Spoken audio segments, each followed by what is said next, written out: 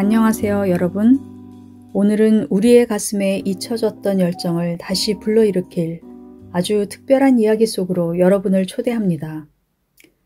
한비아 작가님은 바람의 딸이라는 별명처럼 1990년대 대한민국의 평범한 여성으로서 그 누구도 상상하지 못했던 거대한 도전을 시작했습니다. 수많은 이들이 불가능하다고 생각했던 맨몸으로 떠나는 지구 세 바퀴 반 여정. 그녀의 삶은 늘 긍정적인 에너지와 끝없는 도전으로 가득 차 있었습니다. 그리고 아마도 그 긍정의 힘이야말로 생각지 못한 수많은 어려움들을 극복해 나갈 수 있었던 가장 큰 원동력이 아니었을까 싶습니다. 지금부터 여러분과 함께 나눌 이야기는 그 위대한 여정의 시작을 알리는 그녀의 첫 번째 책, 바람의 딸, 걸어서 지구 세 바퀴 반 1권의 서문입니다. 이 글 속에서는 우리가 살아가면서 잊지 말아야 할 가장 중요한 진실이 담겨 있습니다. 한비아 작가님은 서문 마지막에 이렇게 말합니다. 세상이라는 바다를 헤쳐나가는 내 인생이라는 배의 선장은 바로 나라는 것.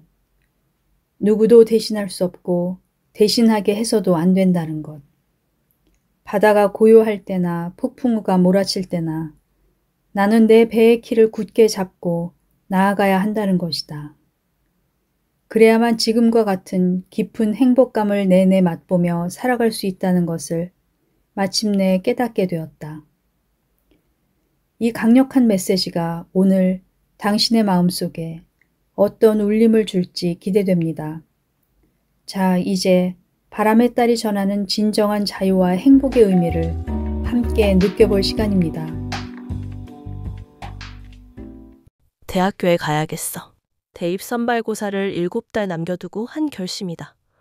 나는 그때 여러 가지 아르바이트로 내 용돈은 물론 생활비까지 보태고 있었다. 고등학교 때 친하게 지냈던 캐나다 선교사 덕분에 할 수 있었던 영어 번역과 통역이 가장 큰 돈벌이 종목이었다. 그 외에도 초등학교 학생들의 과외선생, 임시 세무 공무원, 클래식 음악실 DJ 등 시간이 허락하는 한 다양한 일을 했다. 번역일은 하이틴 문고용 연애소설이었는데 나는 고졸이라는 이유로 대학생 아르바이트에 비해 번역료를 반밖에 받지 못했다. 그렇지만 이런 일을 고정적으로 할 수 있다는 것만도 감지덕지하며 부당한 대우를 짐짓 모른 채 하고 있었다. 번역의 내용은 되게 멋진 여자와 멋진 남자가 멋진 곳에서 만나 첫눈에 반해 사랑에 빠진다는 뻔한 내용이었지만 나는 나름대로 어휘력과 문장력을 총동원해 번역하면서 재미도 느끼고 곧 자신감도 얻게 되었다. 이제는 슬슬 이 반값 대우가 억울하다는 생각이 들기 시작했다. 언니, 내가 번역한 건 다시 손볼 것도 없다면서? 그래. 내 번역이 아르바이트생 가운데서 제일 좋다고 하던데. 그러니까 내 번역료 대학생들하고 똑같이 쳐줘요. 나도 그러고 싶지만 넌 대학생이 아니잖아. 출판사에도 규정이 있는데. 규정. 이게 말로만 듣던 대학 물값이란 건가? 결과적으로 나타나는 실력이나 개인의 능력과는 상관없이 애초부터 이 사회에 그어져 있는 선. 이것이 그 언니가 말하던 규정이었다. 난 자신이 있었다. 세상을 살아가는 데 필요한 지식은 고등학교면 충분한 것이라고. 그 후에 알차고 풍요로운 삶은 학벌에 의해 결정되는 것이 아니라 자신의 삶을 위해 얼마나 스스로 노력하느냐에 달려있는 것이라고 생각해왔었다. 그러나 이 일이 있은 후 나는 곰곰 생각해보았다. 이후에도 고졸자로서 당당하게 사회적인 편견과 부당한 대우를 감당할 자신이 있는가? 아니, 그 벽을 뛰어넘을 자신이 있는가? 며칠 뒤 나는 대학을 가기로 결심했다. 결심한 이상 꿈은 크게. 서울대 영문과를 목표로 정하고 다음 날부터 연일 코피가 터지는 입시 전쟁에 돌입했다. 재수하는 데 드는 학원비와 대학 첫 학기 등록금, 내 용돈 및 집안 생활비를 벌어야 했기 때문에 하던 일을 그만둘 수도 없었다. 시간이 절대적으로 부족했다. 잠자는 시간을 4시간 이하로 줄이고 공부할 수 있는 시간에는 최대한 정신을 집중해야 겨우 승산이 있으리라고 생각했다. 클래식 음악실에서는 짧은 신청곡은 무시하고 길고 긴 교향곡만 몇 곡씩 틀어놓고 공부를 했다. 초등학교 아이들에게 수련장을 풀게 하고 잠깐 눈을 붙인다는 게 그만 코까지 골며 자버리기도 했다. 아무리 집중을 하려고 해도 쏟아지는 잠을 쫓기 위해 필사적인 노력을 해야 했다. 그렇게 몇 달이 지났다. 그 사이 아주 신기한 변화가 생겼다. 이 힘겨운 입시 준비가 점점 행복한 시간으로 느껴지는 것이었다. 내가 스스로 세운 목표를 향하여 매진하고 있다는 뿌듯한 만족감이 내 마음속에 충만했기 때문이다. 그렇다. 나는 이때 인생에서 처음으로 내가 가진 모든 것을 총동원해 혼신의 노력을 기울였다. 그렇게 최선을 다하고 있는 나 자신이 스스로도 아주 자랑스러웠다. 처음엔 오기와 자존심 때문에 시작한 공부가 내 인생에 귀하고도 귀한 교훈을 남긴 것이다. 최선을 다하는 삶이 아름답다는 것. 그리고 어떤 일에 최선을 다했다면 나타나는 결과와 상관없이 후회나 미련이 없다는 것을, 내가 이 기간을 통해서 얻은 최선을 다하는 방법이란, 목표는 자신의 능력에 약간 버겁다 싶을 정도로 높게 잡고 계획은 치밀하게, 실천은 확실하게 해야 한다는 것이다. 이것이 그 후부터 지금까지 나의 인생 원칙이 되었다. 이 원칙이 없었다면 지금의 내 세계 여행은 다른 사람이 그러하듯 여전히 꿈으로만 남아있을지 모른다. 겨울이 오고 시험을 보고 결과가 발표되었다. 결과는 고득점, 원하는 대학에 갈 수 있는 성적이었다. 그러나 나는 홍익대 영문과의 특별장학생으로 들어갔다. 대학 4년 등록금 전액 면제의 방학을 포함해 다달이 상당 액수의 생활비를 지급한다는 조건이었다. 난 망설이지 않고 선택했다. 대학 공부만큼은 아르바이트 사이에 짜투리 시간에 하고 싶지 않았기 때문이다. 나의 대학 입학을 우리 식구만큼이나 기뻐한 분은 위튼 부부다. 그들은 내가 음악다방 DJ 시절에 만나 지금까지 16년 동안 아름다운 인연을 맺고 있는 제2의 부모님이다. 위튼 씨는 한국에 파견된 미국 무성 소속 비군속 공무원. 한국에 파견된 지 한 달도 못 된 그분이 내가 DJ로 있던 음악실에 드나들면서 우리의 인연은 시작되었다. 자주 음악실에 들르는 외국인이었기 때문에 나도 관심을 가지고는 있었지만 입시 때문에 워낙 마음에 여유가 없어서 눈인사만 하는 정도였다. 그러던 어느 날 음악실 종업원과 그분이 무언가 옥신각신하는 것 같아 DJ실을 나가보았다. 뭔지 제가 도와드릴까요? 저 아가씨한테 오렌지 주스를 한 잔 더 시켰는데 아무리 기다려도 안 가져오네요. 한 잔 더 갖다 드릴게요. 한국 다방에서는 아무리 오래 앉아 있어도 커피나 주스를 한 잔 이상 시켜 마시지 않으니까 저 아가씨가 이해를 못했을 거예요. 고마워요. 그런데 아가씨, 영어를 참 잘하네요. 시간 괜찮다면 나 좀 잠깐 도와줄래요? 오늘 밤 제주도에 가려고 하는데 내가 한국말을 전혀 못하니까. 종이에 몇 가지 꼭 필요한 표현을 좀 적어주면 좋겠어요. 시외버스 터미널까지 가주세요. 난 묵을 곳이 있으니 잡아 끌지 마세요. 뭐 이런 것들인데. 좋아요. 이렇게 알게 된 제럴드 위튼 씨는 2달 후 한국에 온 가족과 함께 그 음악실에 자주 들렀다. 나도 그분들이 오실 때면 틈을 내어 어울리며 즐거운 시간을 가졌다. 그러던 가을 어느 날 위튼 부부가 물었다. 비아는 볼 때마다 무엇을 그렇게 열심히 하고 있니? 네, 저는 지금 대학 입시 준비를 하고 있어요. 국립대에 가고 싶은데 들어가기가 무척 힘들거든요. 그럼 국립대에 못 들어가면 다른 대학으로는 안 갈 건가? 그때 가봐야 알겠지만 지금으로선 조금 어려울 거라고 생각되네요. 저 스스로 학비를 마련해야 되거든요. 난 내가 이렇게 말했다는 것도 잊어버리고 있었는데 입시가 다가온 어느 날 그 부부가 내게 뜻밖의 말을 했다. 비야, 우리는 얘가 이번 입시에서 좋은 성적을 내리라고 믿는다. 그렇지만 만약 좋은 성적이 안 나오더라도 제발 포기하지 않았으면 좋겠어. 이번에 원하는 대학에 못 들어가면 다른 사립대학에 갈 수 있게 우리가 학비를 대주고 싶어. 부담 같은 건 갖지 말도록 해. 비아에게 공짜로 돈을 대주는 게 아니라 투자를 하는 거야. 우리는 비아가 좋은 투자 대상이라는 확신을 갖게 되었거든. 나는 깜짝 놀랐다. 그분들과 친하다고 느끼고는 있었지만 이렇게까지 염려해 주리라고는 꿈에도 생각하지 못했다. 자기 자식이 4명이나 있는 전형적인 중산층의 미국인 부부가 외국에서 만난 친구의 학비를 대주겠다는 것이 이해가 되지 않았다. 내 힘으로도 할 수 있을 만한 일에 도움을 받는다는 것도 내키지 않았다. 아직 결과가 나온 것도 아니지만 그분들이 나에게 보여주신 관심과 배려가 그저 고마웠고 나를 투자 가치가 높은 사람이라고 생각해주는 것이 황송할 따름이었다. 입시 결과가 발표되고 위튼 부부에게 내 결정을 말씀드렸더니 뛸 듯이 기뻐하셨다. 우리 부부는 네가 자랑스럽다. 그렇지만 우리가 너에게 투자하려고 생각한 데는 변함이 없단다. 4년 동안 공부한 뒤 더 하고 싶으면 미국으로 유학을 가도록 하렴. 비아가 원래 공부하고 싶은 학문은 언론학이라고 했던가? 우리 집이 있는 유타주 솔트레이크 시티에 아주 좋은 언론 전공 프로그램이 있다는데 대학원 공부는 우리가 시킬 수 있도록 해주렴. 알았지? 그 4년 뒤 나는 유타대 언론대학원 국제홍보학 전공학생이 되었다. 이분들이 주신 개인 장학금으로. 미국 유학 시절은 학업뿐 아니라 여러 가지 의미에서 내 인생의 전환점이었는데 이때 여행에 관해서도 아주 중요한 2가지 경험을 하게 됐다. 하나는 미국 내에 여행을 하면서 얻은 것이다. 유학하는 동안 나는 사람들이 너는 유학이 아니라 놀러 왔다고 할 정도로 많은 여행을 했다.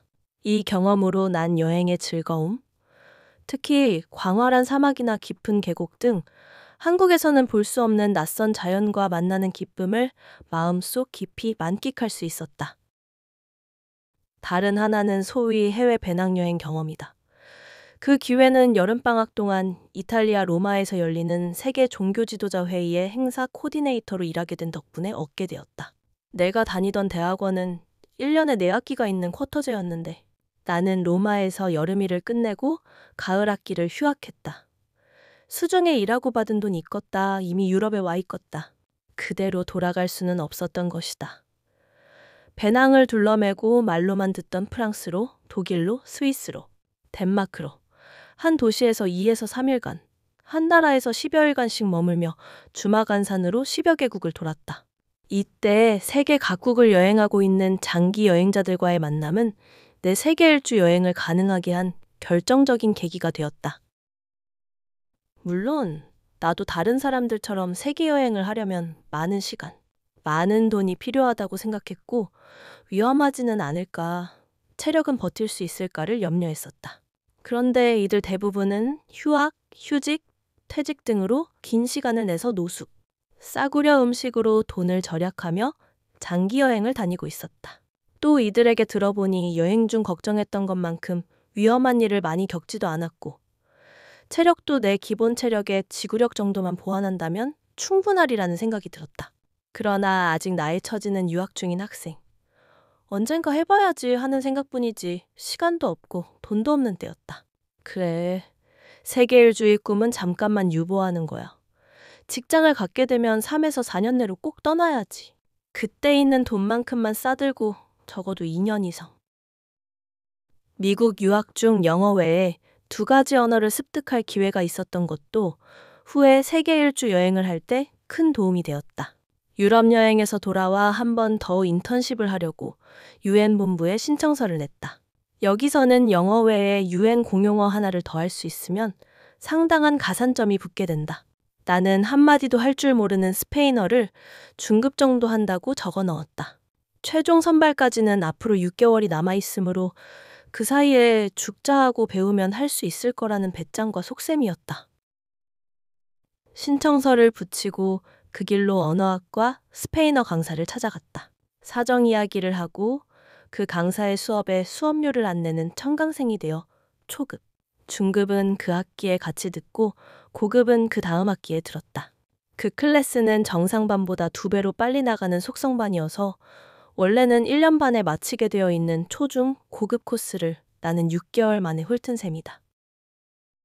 그러면서 도서관에서 아르바이트로 번 돈을 거의 전부 투자해 회화 개인 교습을 받았다. 영어를 할 줄 아는 사람에게 스페인어는 그렇게 배우기 어려운 언어가 아니기도 했지만 그걸 잘해야 내 거짓말이 들통나지 않는다는 긴박감도 있었기에 진도는 잘 나갔다. 결국 애를 썼던 UN 인턴십에는 선발되지 못했지만 중남미 여행에서 그때 배워둔 스페인어 덕을 톡톡히 보았다. 또 한 가지는 일본어다. 단기 영어 연수차 미국에 온 일본 학생들을 많이 사귀게 되었는데 이들은 본토인들에게 영어를 배우기보다 같은 동양인인 내게 영어 배우는 것을 더 편하게 생각했다. 그들과 요일을 정해 1시간은 영어로, 1시간은 일본어로 이야기를 나누면서 각각 영어와 일본어를 연습했다. 한국에서 재미삼아 배워두었던 일본어 문법이 큰 도움이 되었다. 이 일어 덕분에 여행 중 만나는 수많은 일본 아이들과도 잘 지낼 수 있었다. 한국에 돌아왔을 때 한국에도 벗은 마스텔라 지사가 생겼다는 걸 알고 인터뷰를 요청했다. 대학원에서 케이스 스터디를 할 때 이름이 수없이 오르내리던 회사라 홍보 전공 학생들에게 인기 있는 회사다. 결과는 합격. 드디어 직장인이 되었다. 회사에 들어가면서 바로 나는 그동안 가슴속에 소중히 묻어두었던 세계 일주 여행의 꿈을 펼쳐놓았다. 그리고 구체적인 계획을 세우기 시작했다. 언제, 어디를 여행할 것인가? 그리고 무엇을 어떻게 준비해야 할 것인가? 우선 할 일은 언제 갈 것인가를 정하는 일이었다. 나는 내 전문 분야에서 프로 비즈니스 우먼으로 성장할 작정이었으므로 이 분야에서 어느 정도 이름을 알려놓고 떠나서 그 이름이 사라지기 전에 돌아와야 한다고 생각했다. 그래야 돌아와서 처음부터 다시 시작하지 않아도 될 테니까. 그러려면 3년이면 충분하지 않을까? 다음 문제는 어디로 갈 것인가이다. 내가 가고 싶은 곳은 우선 고대 문명의 발상지들이었다.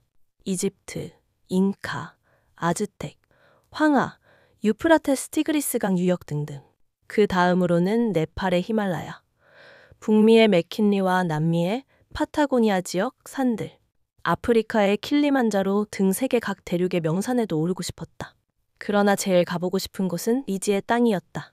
아마존 정글, 남미 얼음 대륙, 아프리카 깡촌, 중국 변경 소수민족 거주지, 중동 사막 베두인족 마을 등 이름난 관광지나 유적지, 소문난 자연경관이나 눈요기가 될 만한 장소들은 나중에 휠체어를 타고 다니면서도 모두 볼 수 있는 곳이니까 이번에 긴 시간이 있을 때, 그리고 체력이 뒷받침해주는 동안 발로 뛰는 여행, 땀 냄새가 물씬 나는 여행, 사람들의 살냄새를 찾아다니는 인간 탐험을 해보자고 생각했다. 언제 어디로가 정해진 다음 일은 무엇을 어떻게 준비할 것인가였다. 2단계의 첫 번째는 돈에 대한 계획이다. 유학을 끝내고 한국에 돌아왔을 때 내 수중에 있던 돈은 단돈 4만 원. 세계 여행의 경비가 얼마가 들든 간에 처음부터 모아야 했다. 목표는 2,500만 원. 모을 수 있는 기간이 3년이니 1년에 850만 원. 한 달에 65만 원 정도는 저축해야 한다는 결론이었다. 물론 보너스와 퇴직금이 있겠지만 이 정도를 매달 저금하려면 내 경제 규모를 간소하게 해야 했다. 다음으로 중요한 것은 체력 관리. 홀로 저경비 장기 여행을 하려면 무엇보다도 튼튼한 체력이 뒷받침되어야 하는 것은 당연한 일이다. 다행히 난 건강체질이라 아무거나 잘 먹고 많이 먹고 한번 자면 죽은 듯이 자고 자고 나면 개운하다. 이런 기초 위에 나는 등산과 요가 또는 맨손 체조를 덧붙였다. 매주 산에 가서 10시간 이상 걷는 것을 원칙으로 하고 매일 30분간 체조를 하려고 노력했다. 아는 만큼만 보인다고. 이 여행을 위해 책도 나름대로 많이 보았다. 가고 싶은 대륙이나 문화권 중심으로 일반 서적이나 사진책은 물론 고등학교 교과서부터 대학 논문집까지 여러 가지 다양한 관점의 책을 읽으려고 했다. 3년만 다니기로 한 직장인이 더 열심히 일을 했으면 물론이다. 처음에는 한국의 홍보시장 사정을 배우느라 분주했고 조금 후에는 회사의 파격적인 용병 정책으로 힘에 버거운 대형 프로젝트를 맡게 되어 분초를 쪼개 쓰게 되었다. 운이 닿아서 그런지 맡았던 몇 개의 대형 프로젝트가 성공적으로 끝나니 그 후에는 더욱 바쁜 나날이 기다리고 있었다. 한 달 이상 야근을 하는 일도 많았는데 한 번은 12시가 넘은 것도 모른 채 일을 하다 보니 엘리베이터로 나가는 문이 닫혀버렸다. 그때 우리 회사는 633 빌딩 42층이었는데 경비실에 문을 열어달라고 전화를 했더니 내 목소리가 워낙 빠르고 톤이 높아 다급한 상황이라고 느꼈는지 잠시 후에 대여섯 명의 경찰관과 경비가 들이닥쳤다. 강도가 아니면 불이 난 거라고 생각했다는 것이다. 이 일의 특성상 아주 다양한 일을 하고 다양한 사람들을 만날 수 있었는데 나 스스로도 각 분야의 새로운 사람들을 만나는 일을 좋아했기 때문에 더욱 힘이 났던 것 같다. 이때 만난 사람들 중에서는 물론 일이 아니면 다시는 보고 싶지 않은 사람도 있었지만 일을 떠나 몇 년이 지난 지금까지 아무런 이해관계 없이 따뜻한 정을 주고받는 사람이 여러 명 있다는 것이 흐뭇하다. 그런 사람들 중에서도 내가 아주 소중하게 여기고 있는 분이 조한리 사장님이다. 이분은 내가 햇병아리로 미국계 홍보회사에 들어갔을 때 그 회사의 높은 사장님이셨다. 직책은 까마득히 높았지만 개인적으로는 산을 좋아하는 동호인으로 친하게 지내던 사장님은 내가 회사를 그만두고 세계 여행을 떠날 생각이라고 했더니 Great! 라며 두말 없이 박수를 쳐주셨다. 지금은 에세이집을 써서 더 유명해진 조한리 사장님은 사업가로서는 빈틈없는 비즈니스 우먼이지만 개인적으로는 더없이 정이 많고 자상한 큰언니 같은 분이다. 사장님의 다정한 일면을 볼 수 있는 일화 한 토막. 주말을 이용 뉴욕타임스 기자였던 내 친구 부부와 전라남도 땅끝 마을에 갔을 때의 일이다. 저녁을 먹으러 숙소 근처 식당에 갔다. 내 친구 내외랑 나는 김치찌개를 시키고 사장님은 돌솥 비빔밥을 시켰다. 한참 먹고 있는데 사장님의 돌솥 바닥에 노릿노릿 잘 누른 누룽지가 보였다. 내가 우와, 그 누룽지 맛있겠어요 했더니 사장님께서는 얼른 돌솥 바닥에 누룽지를 긁어 내 밥그릇에 놓아주셨다.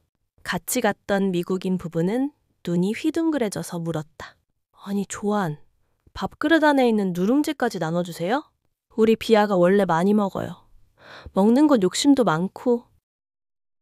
이 미국인 부부는 이 누룽지 사건을 지금까지도 두고두고 이야기하는데 철저히 서구화한 조한리로만 상상했던 이들은 사장님께 이런 다정한 면이 있다는 것은 정말 몰랐을 거다. 최근에 여행을 마치고 돌아와 사장님을 만나 뵈었을 때 새로 나온 책이라며 사랑과 성공은 기다리지 않는다를 한 권 주셨다. 책 안에는 사장님의 마음이 이렇게 실려 있었다. 사랑하는 비아, 오늘의 정열, 영원히 간직하길. 왜 오지로만 여행을 다니나요? 나라 안에서나 밖에서나 수없이 받는 질문이다. 내 대답은 간단하다.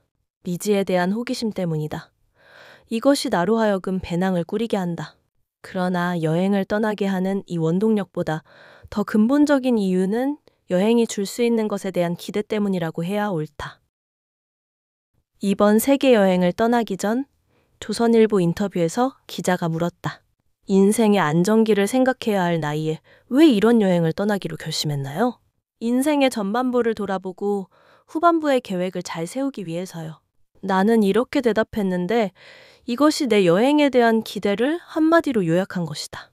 나는 이번 여행을 통해 다양한 상황과 사람들을 만나면서 나를 객관적으로 볼 수 있는 눈을 가지게 되리라고 기대했었다. 그리고 자기 자신에 대해 깊고 진지하게 생각하면서 조금씩 성숙한 인간이 되어갈 거라는 기대가 있었다. 그렇게 떠나서 지금까지 그 짧지 않은 동안 나는 기대했던 것만큼 성숙한 인간이 되었는지는 모르겠지만 인간 성숙에 필요한 몇 가지 아주 중요한 것을 얻은 건 확실하다. 우선은 내 능력에 대한 자신감이다. 수많은 어려움과 특이한 상황을 겪어내면서 이제는 어떤 일이 닥쳐도 어렵긴 하지만 할 수 있다는 자신에 대한 믿음이 단단해졌다. 또 하나는 세상을 판단하는 나의 잣대가 유연해졌다는 점이다. 내가 가진 잣대가 나름대로 이유를 가지고 있듯이 사람들마다 생각과 가치 기준이 다를 수 있다는 다양성을 인정하게 되었다. 그와 동시에 나의 가치 기준과 판단 기준이 이런 과정을 통해서 점점 객관화하고 논리를 가지게 되는 것이다. 또 한 가지 중요한 것은 사람은 참 다르더라. 그런데 사람은 다 똑같더라 라는 것이다. 생활과 풍습이 다르고 인종과 종교는 다르지만 결국 그 옷들을 다 벗어놓으면 남는 건 인간 그 자체인 것이다. 그러면서 케냐 마사이족의 아이들도 우리 아이고, 이집트 민박집 아버지도 우리 아버지이고, 투르크메니스탄의 무채 파는 할머니도 우리 할머니라는 지구촌 한가족 개념이 생긴 것이다. 진정한 코스모폴리탄이 되었다고 할까? 홀로 떠나는 여행. 이것은 내 자신과의 여행이다. 여행이란 결국 무엇을 보러 가는 것이 아니라 그 과정을 통해서 수많은 나를 만나는 일이니까. 여행 중에는 참 많은 일이 벌어진다. 그 사건마다에서 얻은 경험이 내 안에 들어와 나를 만들어간다. 멕시코에서 2달간 장마비를 맞고 다니다 보면 서너 시간쯤 비를 맞는 건 아무것도 아니다. 네팔에 20박 21일 등산을 하고 나면 하루 14시간 산행은 차라리 휴식이다. 7박 8일 시베리아 횡단열차를 타고 나면 서울 부산 간 기차 여행은 눈 깜빡할 사이다. 인도 슬럼가에서 납치당할 뻔했던 사람에게는 서울 밤거리는 안방처럼 편안하다. 그러고 보면 여행은 간을 키우는 작업인지도 모르겠다. 자기 한계의 지평선을 여는 일인지도 모르겠다. 인도 슬럼가 이야기가 나와서 얘긴데, 인도 도시 여행의 안전수칙 1조 1항은 해가 지면 돌아다니지 말라다. 나는 어리석게 이 대원칙을 지키지 않았다가 큰 위험을 맞았다. 장소는 캘커타. 내 숙소는 중심가였는데 원래도 길눈이 어두운 내가 밤늦도록 돌아다니다가 길을 잃고 말았다. 할 수 없이 오토바이를 개조해 만든 싸구려 택시 릭샤를 탔다. 분명히 숙소 근처였으니 릭샤로 가면 10분 이내일 것 같은데 앞자리에 친구 하나를 동승시킨 릭샤꾼은 30분 정도를 이리저리 끌고 다니더니 신시가지를 벗어나 컴컴한 구시가지로 들어섰다. 여기가 아닌 것 같은데 어디로 가는 거예요? 일방통행이라 돌아가야 빠릅니다. 릭샤꾼, 느끼한 목소리로 대답. 아무래도 수상하다. 이 녀석 큰 길을 지나 골목길로 들어섰다. 내 전대에는 현금이며 여권, 여행자 수표까지 전 재산이 들어있었다. 빨리 가지 않아도 좋으니 큰 길로만 가요. 소리를 빽 지르니 앞에 탄 두 놈이 희쭉 웃는다. 아이고, 이거 정신 바짝 차려야겠군. 이런 때일수록 내가 겁을 내고 있다는 걸 상대방이 눈치채게 해서는 안 된다. 야, 말 안 들려? 당장 큰 길로 나가! 목청을 다해 소리를 지르자 찔끔했는지 큰 길로 나갔다. 그러나 다시 부르릉 부르릉 방향을 틀어 그 골목으로 들어가려고 했다. 옆에 탔던 놈이 훌쩍 뛰어내리며 골목 안에 대고 자기 패거리에게 뭐라고 소리를 질렀다. 가만히 있다간 크게 봉변당하겠다 싶어 벌떡 일어나 운전하는 놈의 팔을 비틀어 골목 안에 들어가지 못하게 하고 안고 있던 배낭으로 힘껏 등짝을 후려치고는 큰 길 쪽으로 뛰어내려 달렸다. 늦은 시간이라 큰 길에는 지나다니는 차도 사람도 없이 텅 비어 있었다. 어느 쪽으로 갈지 몰라 쩔쩔매고 있는데 뒤에서 부릉부릉 그놈들의 릭샤 소리가 들려온다. 이거 틀림없이 납치당하는구나. 미친 듯이 대로 중간으로 뛰어들어 도와달라. 살려달라. 고래고래 악을 썼다. 정말 다행히 정식 택시가 나타났다. 총알같이 뛰어올라 어떻게 왔는지도 모르게 숙소까지 돌아왔다. 완전히 제정신이 아니었다.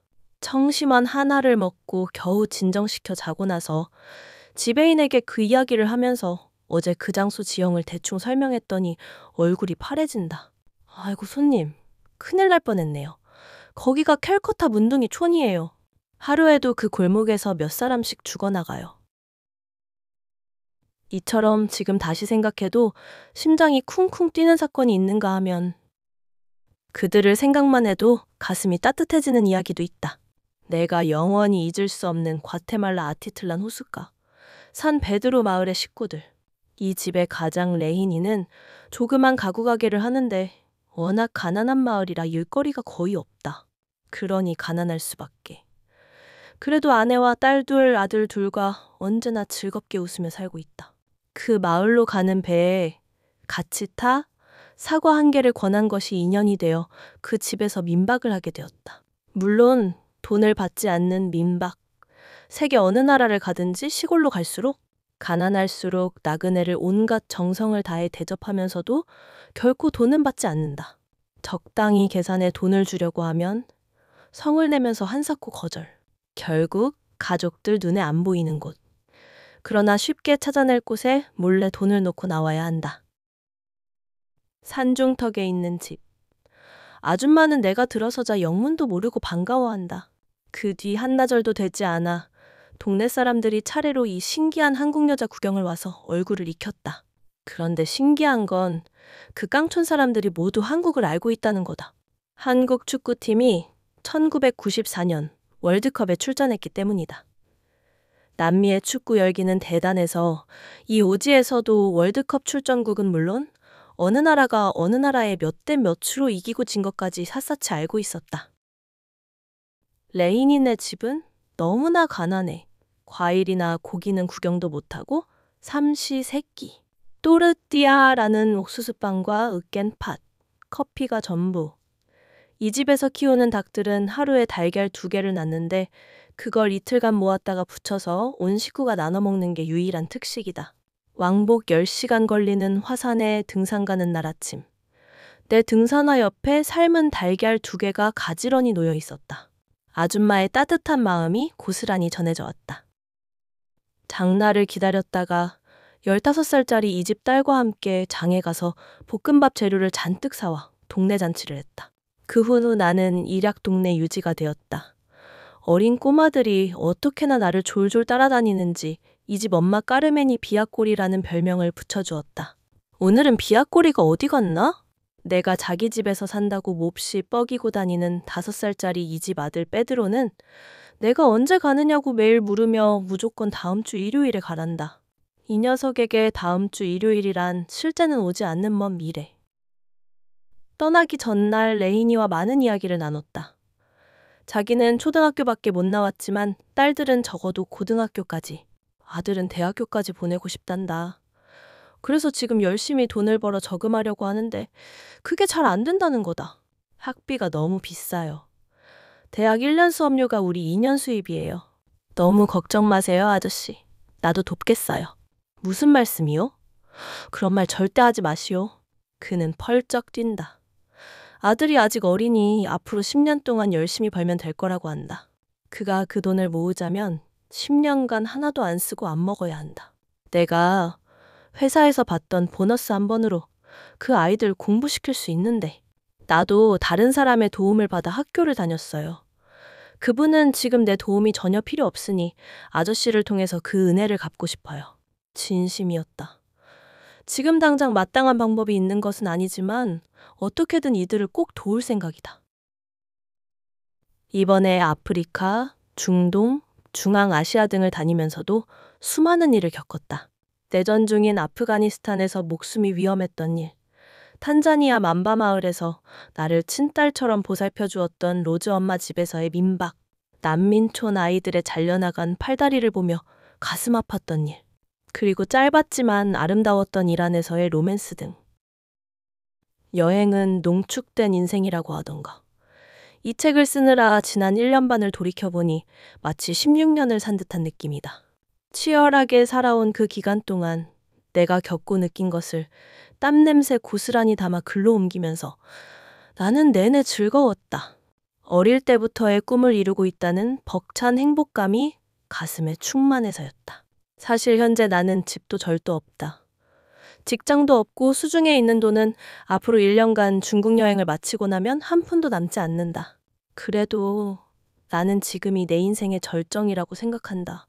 하고 싶었던 일을 마음껏 하고 있으니까. 그렇다. 나는 안정기에 들어서야 할 나이에 오히려 그때까지 가지고 있던 모든 것을 뒤로하고 세계여행을 떠났다. 그리고 벌써 4년이 흘렀다. 그동안 내가 여행을 통해 얻게 되리라고 기대했던 것을 얼마나 얻었는지는 모르겠다. 앞으로 지구를 몇 바퀴 더 돌아야 만족할 만큼 얻을지도 모르겠다. 아니, 영원히 얻지 못할지도 모르겠다. 그러나 나는 편안한 삶을 포기한 대가와 단신 오지 여행이라는 달콤하지만 혹독한 수업료를 치르고서 한 가지 아주 중요한 것을 알게 되었다. 세상이라는 바다를 헤쳐나가는 내 인생이라는 배의 선장은 바로 나라는 것. 누구도 대신할 수 없고 대신하게 해서도 안 된다는 것. 바다가 고요할 때나 폭풍우가 몰아칠 때나 나는 내 배의 키를 굳게 잡고 나아가야 한다는 것이다. 그래야만 지금과 같은 깊은 행복감을 내내 맛보며 살아갈 수 있다는 것을 마침내 깨닫게 되었다.